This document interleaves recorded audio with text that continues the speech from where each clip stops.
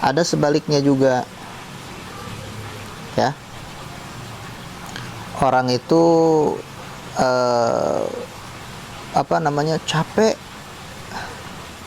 bahkan pinter, segala bisa, tapi justru seret dan susah karena asbab batinnya ini.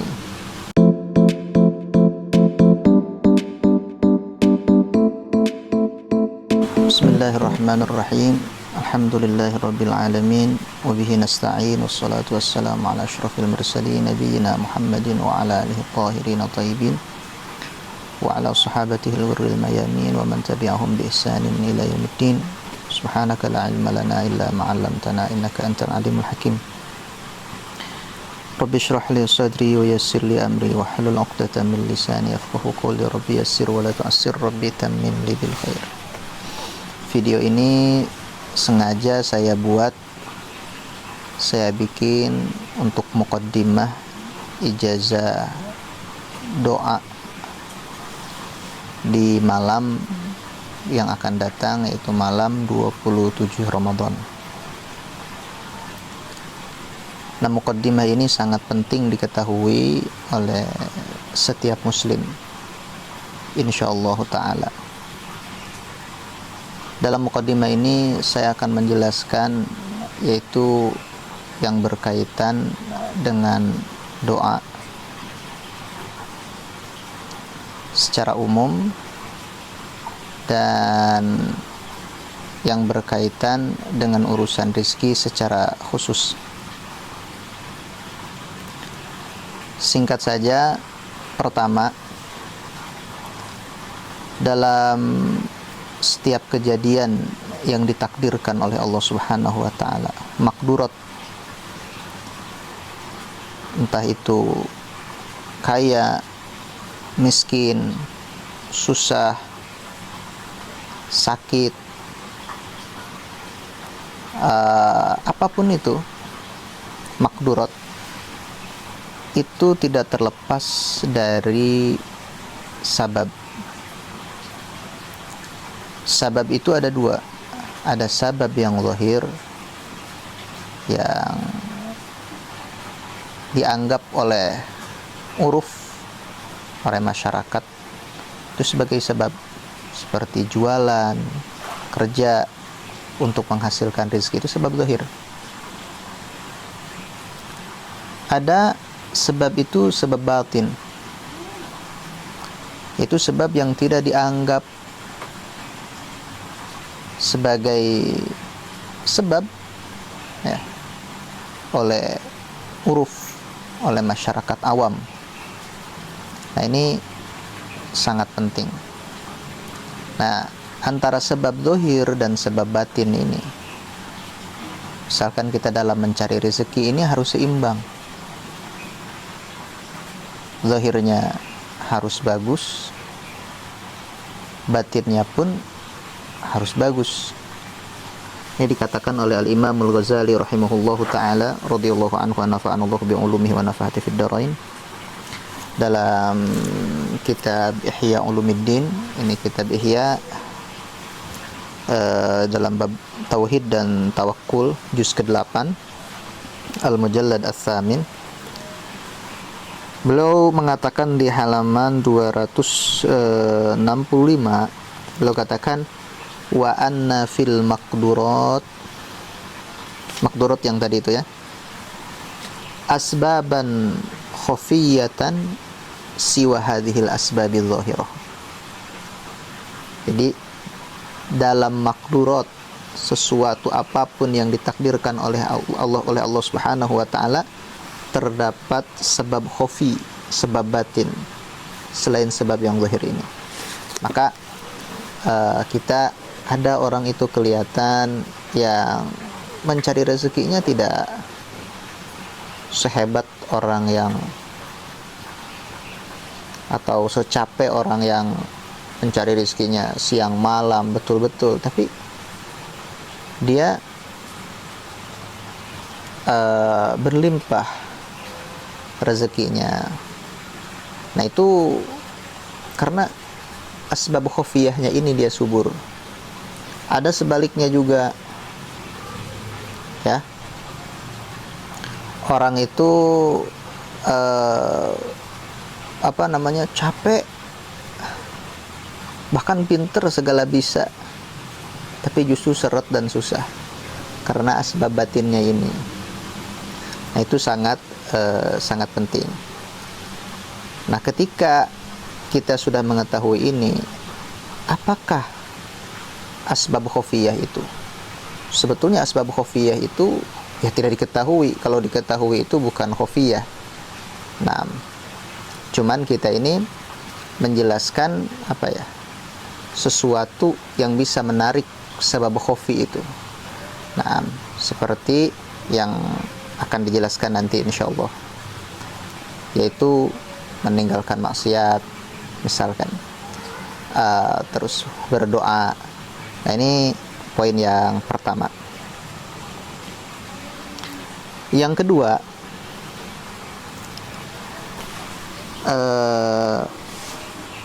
dikatakan oleh Al-Imam Abdul Wahab Asy-Sya'rani dalam juz ke-1 dalam kitabnya Kitab Lawaqihul Anwar. Ya. Ini kitab yang sangat bagus. Beliau mengatakan di perjanjian 33 Al-Ahdus Salisu wa Salisuna Ba'dal Mi'ah, perjanjian 133, menjelaskan menjauhi melakukan sebab yang bisa membuat rezeki itu seret. Ini harus apa itu? Karena ini kitabnya kitab sufi, jadi ihtimamnya ke batin, maka sebab-sebab ini lebih banyak sebab batin.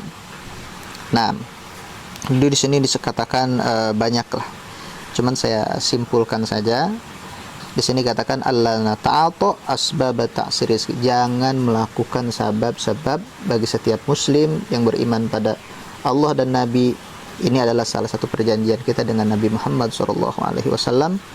Semuslim itu seyogianya jangan melakukan sebab-sebab yang membuat rezeki ini jadi seret. Apa itu rezeki? Sebab rezeki ini menjadi susah, yaitu diantaranya adalah maksiat. Nah, maksiat itu banyak. Secara garis besar ada maksiat kecil dan ada maksiat besar. Tapi maksiat di sini yang paling menghalangi rezeki ini adalah maksiat yang berkaitan dengan orang. Ya. Seperti apa? Seperti mendoakan jelek pada orang lain, siapapun orangnya. Ini shorihi ya, bukan kata saya. Ini dijelaskan dalam Al-Mujarrabat. Orang yang mendoakan jelek pada orang lain itu akan susah rezekinya. Banyak orang yang gampang melaknat, gampang ngedoain jelek, atau dia memang punya doa khusus ya, doa yang galak-galak, dipakai untuk mencelakakan orang lain. Itu seret rezekinya. Na'udzubillahi min dzalik.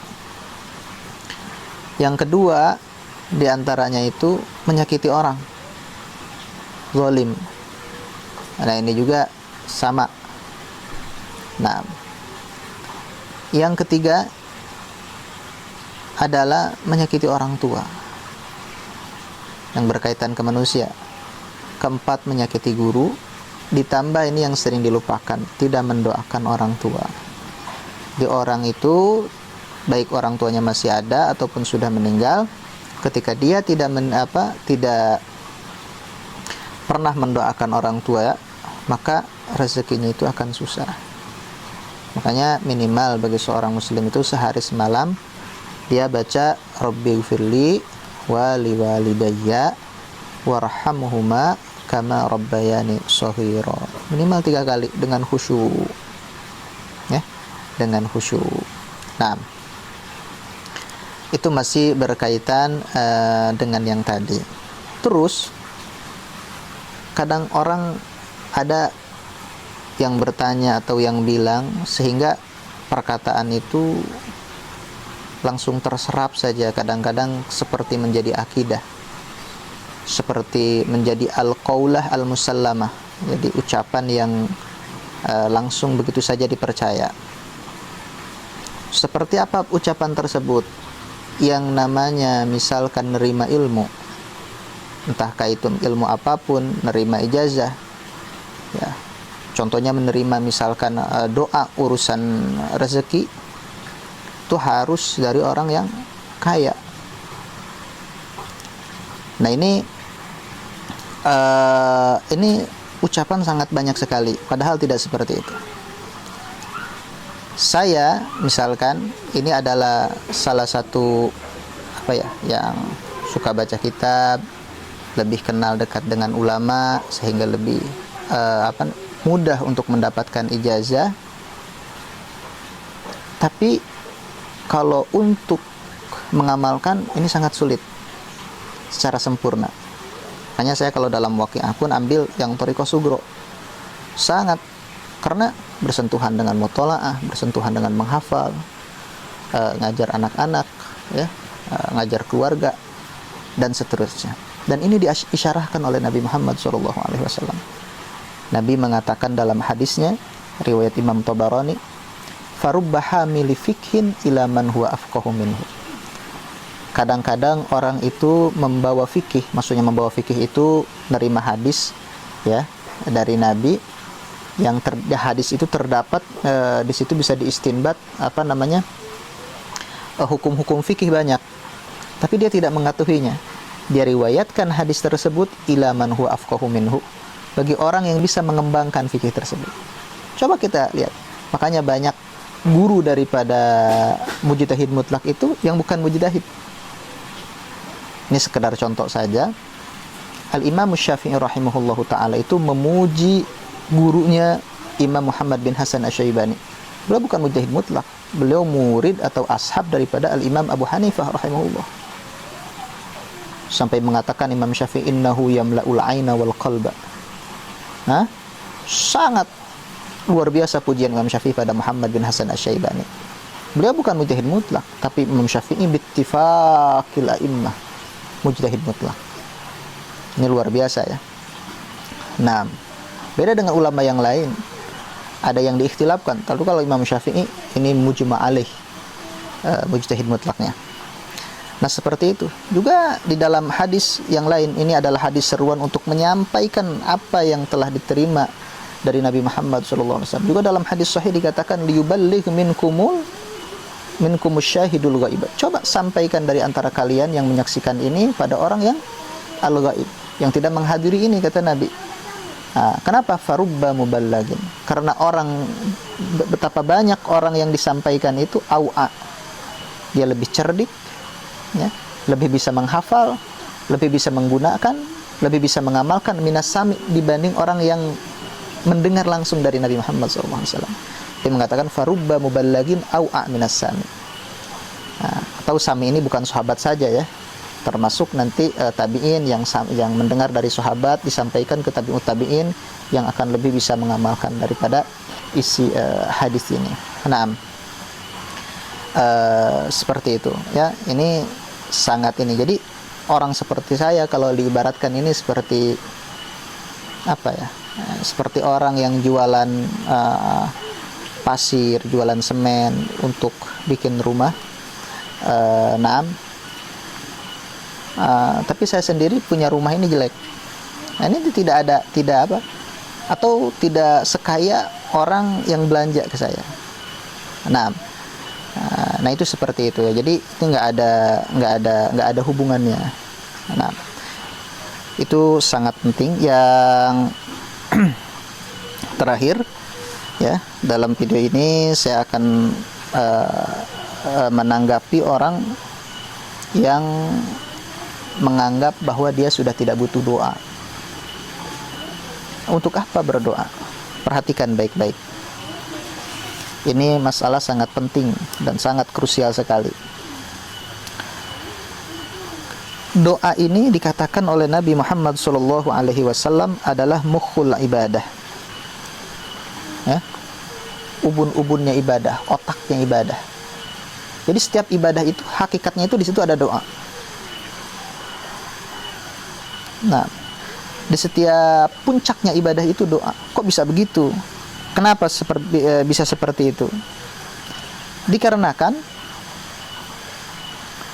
dalam doa itu terdapat idharu dhillah, mendhahirkan kehinaan. Terdapat idharul faqih, mendhahirkan kebutuhan. Terdapat idharul fakri, dan ini adalah ainul ibadah. Ini adalah zatnya ibadah. Jadi ibadah apapun, zahir ataupun batin, tidak ada idharu dhillah limaulahu, mendhahirkan kehinaan pada Tuhannya, atau idharul faqih, mendhahirkan kebutuhan pada Allah Subhanahu wa taala. Maka ini tidak ada ibadahnya, nilai ibadahnya tidak ada. Jadi itu sangat penting. Dan salah orang kalau kalau tidak butuh yang namanya doa, ya. Nah,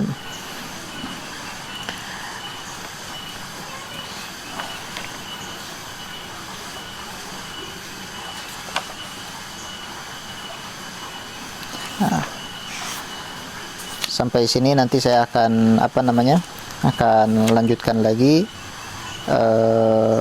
masalah yang berkaitan dengan doa, khususnya masalah yang berkaitan dengan doa urusan rizki, ya. Wabillahi taufiqul hidayah. Assalamualaikum warahmatullahi wabarakatuh.